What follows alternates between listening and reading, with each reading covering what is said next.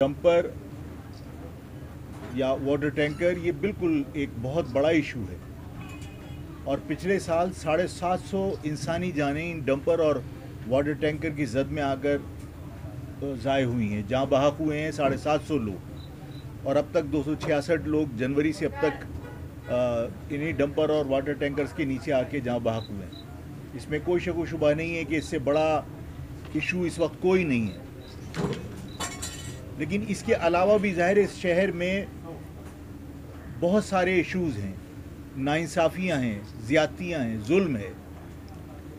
Pakistan peoples party जो मेरी निगाह में हो सकता है कि चंद लोग ये भी कहें कि हम पीपल्स पार्टी के वोटर्स हैं, उनका हक है, लेकिन मैं बुनियादी तौर पर इस शहर के लोगों को जिस तरह जानता हूँ, पीपल्स पार्टी इस शहर की जमात नहीं है। इस शहर में उनका हल्का इंतखाब नहीं है और यही वजह है कि इस शहर में उनकी दिलचस्पी नहीं है, अलावा इसके कि वो यहाँ से पैसा बटोरें, पैसा समेटें।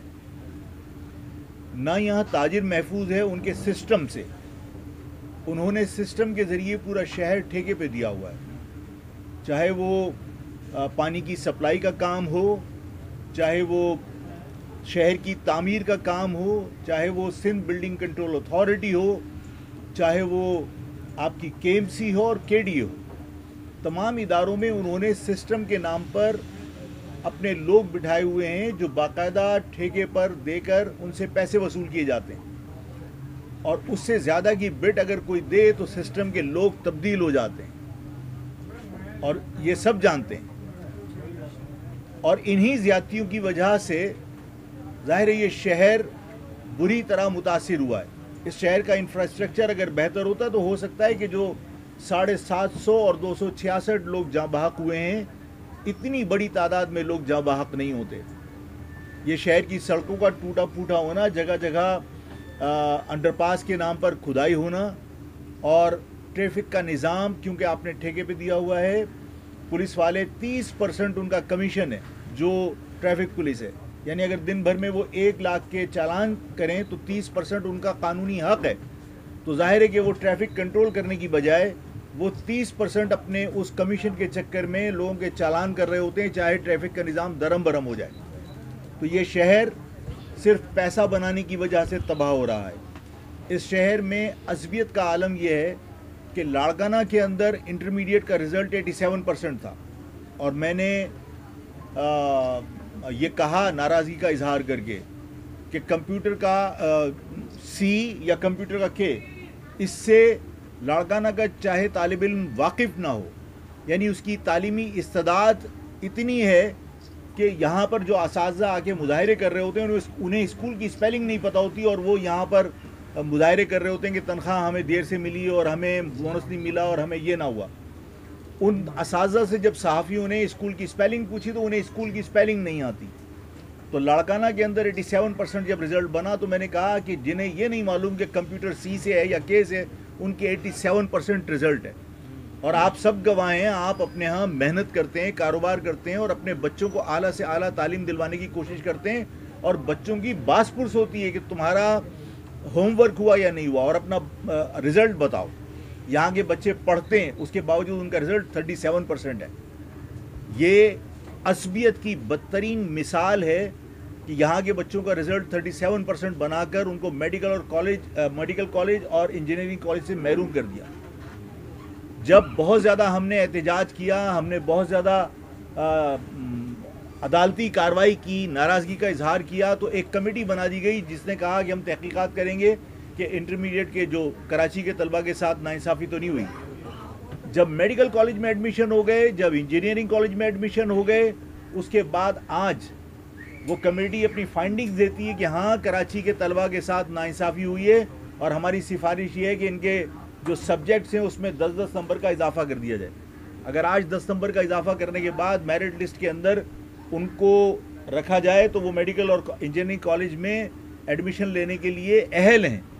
लेकिन क्या मेरिट लिस्ट दोबारा बनाई जाएगी? नहीं बन सकती। लोगों ने फीस जमा करा दी, क्लासेस शुरू हो गई। अब उन मेडिकल कॉलेज में एडमिशन लेने वालों को आप धकेल के बाहर नहीं निकाल सकते, लेकिन जो अब जिनके आपने 10 नंबर बढ़ाए उनका तो फ्यूचर तबाह हो गया। इसी तरह हैदराबाद शहर के अंदर जो सिंध का दूसरा बड़ा शहर है, वहाँ कोई यूनिवर्सिटी नहीं है और चांद का मेडिकल कॉलेज है, चांद का मेडिकल यूनिवर्सिटी है, नवाबशाह जैसे शहर के अंदर मेडिकल यूनिवर्सिटी है, कॉलेज हैं, गंबट के अंदर मेडिकल यूनिवर्सिटी है।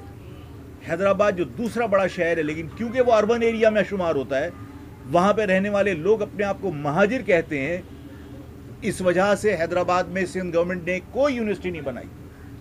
जुल्म ये है कि अब पहले लोग ग्रेजुएशन करते थे तो जामशोर जाके उनको वहाँ से अपनी डिग्री वसूल करनी होती थी, और बहुत सारे लोगों ने डिग्री सिर्फ इसलिए वसूल नहीं की कि वहाँ जाने के बाद वो जो गैर महाजिर हैं उनके तशद्दुद का निशाना बनते हैं। जामशोरों के अंदर, सिंध यूनिवर्सिटी के अंदर जीए सिंध के लोगों के तशद्दुद का निशाना बनते हैं।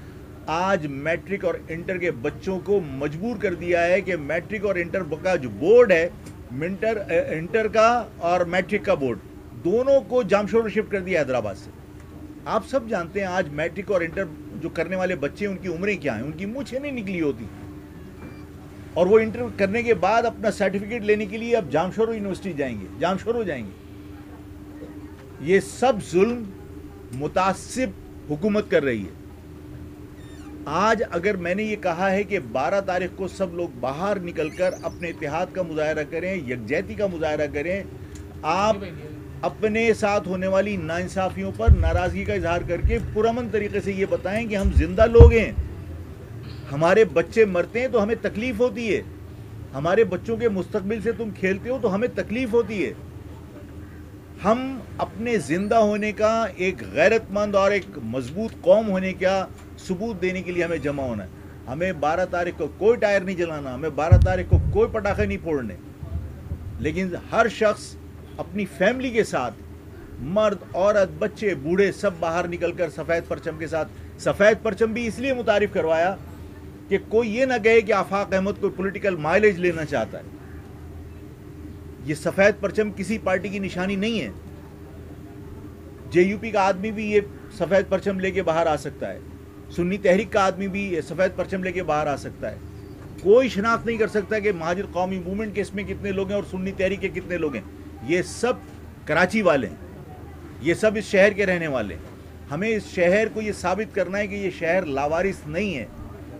ऐसा माहौल पैदा कर दिया इस शहर के अंदर कि आप किसी की गर्दन मरोड़ दीजिए लेकिन रोने की इजाज़त नहीं है। हमें ये बताना है कि हम जिंदा लोग हैं, हमें तकलीफ़ होती है। जब हमारे बच्चे डंपर के नीचे आते हैं हमें तकलीफ़ होती है।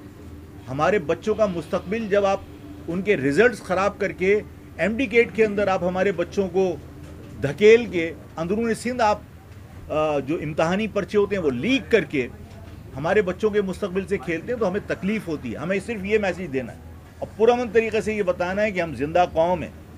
इसके अलावा 12 का कोई मकसद नहीं है, और इस मकसद के लिए मेरी दरख्वास्त है। मैं यहाँ आया हूँ इसी वजह से आया हूँ कि मैं सिविल सोसाइटी से भी मैंने दरख्वास्त की है, उलमाओं के पास भी मैं गया हूँ, मजहबी तंजीमों के पास भी मैं गया हूँ, ताजिर तंजीमों के पास भी मैं गया हूँ, इसलिए कि ये इस शहर का हिस्सा हैं, ये इसी शहर में रहते हैं, हमारी कौम का हिस्सा हैं।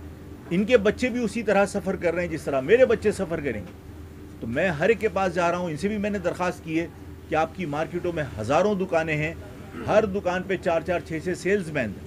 अगर ये एक सेल्समैन को उसकी मोटरसाइकिल में पेट्रोल डालकर और 1.5 मीटर का एक सफ़ेद परचम देकर अपना फ़र्ज समझकर उसको रवाना करेंगे और अपनी फैमिली के साथ ये खुद भी शरीक होंगे, तो इस शहर में जो जुल्म करने वाले लोग हैं उन्हें बहुत मोहब्बत से, बहुत पुरअमन तरीके से हम ये मैसेज दे सकते हैं कि बस अब तुम्हें रुक जाना चाहिए। इसलिए कि 12 को ये शहर अपनी ताकत का मुजाहरा करके वार्निंग देगा और उसके बाद की हिकमत अमली हम बाद में बनाएंगे। मैं आप सबका शुक्रिया अदा करता हूं।